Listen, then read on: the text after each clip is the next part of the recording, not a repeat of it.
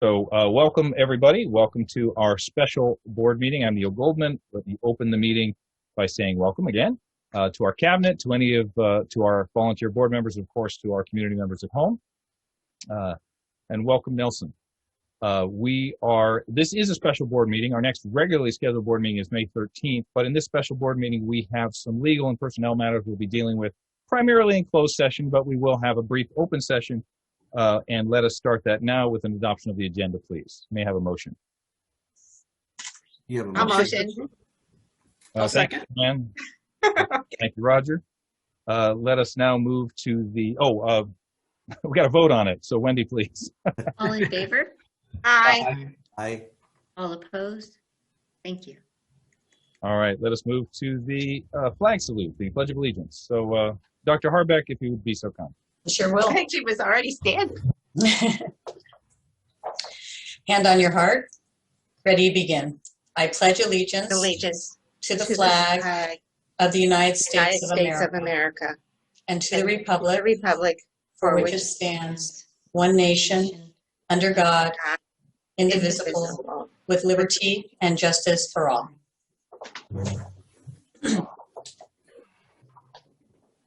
We will shortly move to from the public. Let me briefly say and shout out to our friends at Da Vinci. Thank you for opening. We are excited that this is happening and glad to see kids are returning to school at all of our grades, K through 12 plus, or K through 12. So now, Wendy, if we could, I believe we have some comments from the public.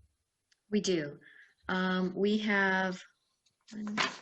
believe we have 4 public speakers. I'm going to do this a little bit out of order, and I'm going to let the people who wanted to speak first begin.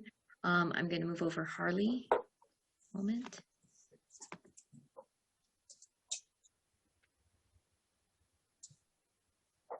How did I know you were going to pick me first? Hi, Harley. I'm in my car, so I can turn on video. Hold on. Hi, guys. Hey, Harley. Well, here I am. Hi.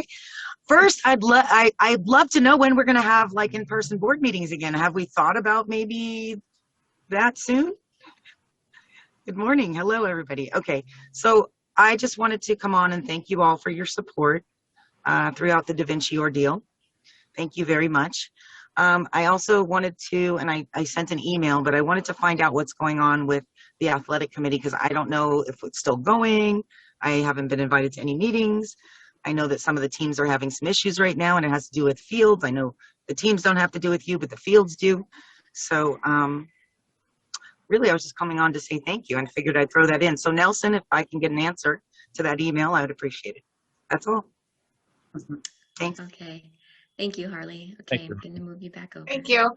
Thank you. The next person who will speak is Renee Hubler.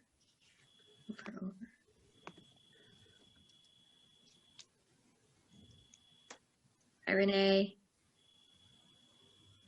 Hi there. How are you all? Okay, first I'd like to thank all the board members and the trustees for supporting and standing up with us, the Wiseburn community, for helping us with our goal to get our kids, high schoolers, back to school. It's only 2.5 days, but it's a start and we'll take it. But without all of your strong voices and action, this would not have been possible. So I thank you for that. Next, I would like to address that I feel we need to continue to work on getting our high school back on the right track as being Wiseburn High School, and not the 100 and plus area codes that Dr. Brown keeps addressing. We don't like that a man whose name is on one of our Wiseburn buildings and he's supposed to represent us and stand behind us is referring to us, the Wiseburn community members, as clients. We are not clients. We are a community who fought hard to make our Wiseburn school possible. Please, let's not lose any more of our Wiseburn community members to other high schools because they don't feel like we have a high school that supports us. So that's all I have to say. But once again, thank you all for your support and listening to the community members. Thank you, Renee. Thank you, Renee. Thank you. Welcome.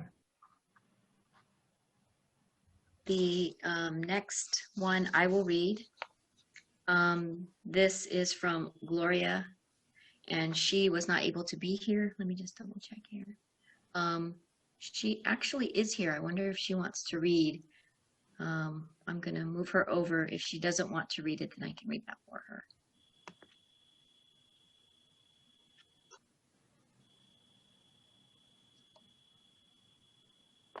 Okay.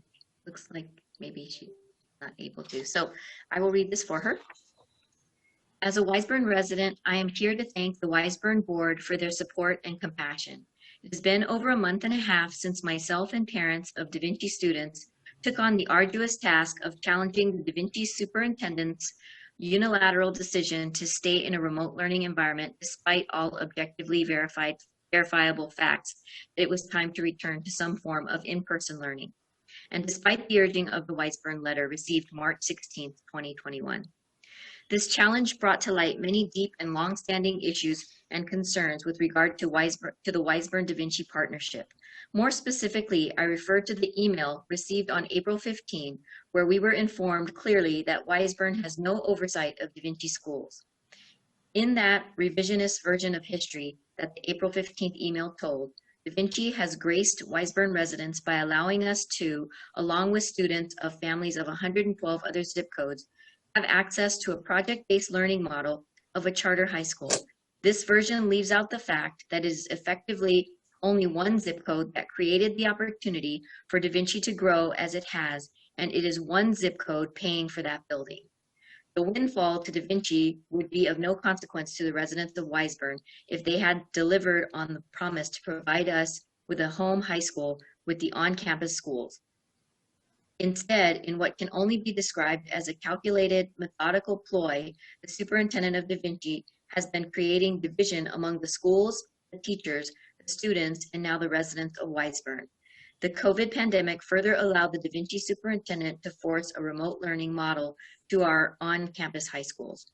Wiseburn Unified, the residents have stood by and given this unprecedented partnership a fair chance. And instead of better, it's become progressively worse each and every day. Our students have been alienated and our community is suffering. The Da Vinci board and superintendent have failed our Wiseburn students, and it is time for this experiment to end. We fought for a community high school. As such, I implore this board to actively explore how to dissolve the toxic partnership with the Da Vinci schools and finally give us what we fought so hard for, a high school that is run by Wiseburn Unified School District. Further, in light of recent events, I would ask that the board consider renaming the 138th Street School MPR room when it renames the school. The president of the Da Vinci School Board believes students are clients. Our schools should bear the names of individuals who inspire the community and recognize that each child is an individual to be valued, not collateral to be capitalized on. And I have one more speaker that I will move over. It's Helen Martinez.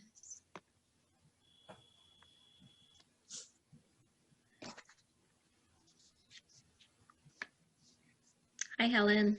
You're muted. There you go. Hello, sorry about that. Good evening, Wiseburn Board of Trustees. I'm here tonight to thank you for your support that you have lent many of us parents as we have been battling Da Vinci Schools and its CEO in order to give our parents a choice for hybrid. As a parent of a Da Vinci Science Junior and the aunt of a Da Vinci Science Senior, I'm really looking forward to see the kids back in person for in-person instruction, albeit limited. The process has been long and arduous, and I never would have imagined having to fight this hard for this type of equity. I was also really disappointed with some of the comments that I heard at the DV board meeting on March 25th, especially when the DV board president referred to us as clients and touted that their goal is to serve 112 zip codes. As a parent and longstanding member of Wiseburn community, these words really stung deeply. This is not what I envisioned when Da Vinci Schools was started. Da Vinci's mission seems to have moved from servicing the Wiseburn community to servicing the masses. And unfortunately, that's leaving us without a voice and without a true community school. I ask you as the board to explore all options to help us get a true Wiseburn Community High School with a school board that will listen to the community, and more importantly, with a superintendent that truly believes in the in-person learning model. Thank you. Thank you, Helen. Thank you, Helen. Thank you. Thank you. Well, thank you, Harley, Renee, Gloria, and Helen. Thank you for your diligent commitment to our community and to everyone who has been involved in doing what's best what they believe for kids. So thank you. We will now move to closed session. I believe, Dr. Silvers, I need to call for an adjournment at this time. So we'll adjourn. We don't need to call for it. We'll adjourn to closed session, but just as a reminder, then we'll revisit. We'll come back to this link in open session after a closed session, and then we'll adjourn from open if there's a need to report out from closed. All right. So thank you, everybody. Our next regular board meeting is May 13th. To our fellow board members and cabinet, let's just head right over to the closed session. Thank you all. I'm going to get coffee first. I'll be right there. Welcome, Joanne. All right, we are now reconvening our open session. In closed session, the board discussed matters of personnel negotiation, and there is nothing to report out at this time. I believe then I just need to ask for a adjournment motion. You have a motion to adjourn? I'll second. Thank you, Joanne. And the time is, what time is it? 8:10. 8:10. We close the meeting at 8:10. Thank you all for a good night. Have a great night, everybody. Good night. Good night, Thank everyone. you. Take care. Night.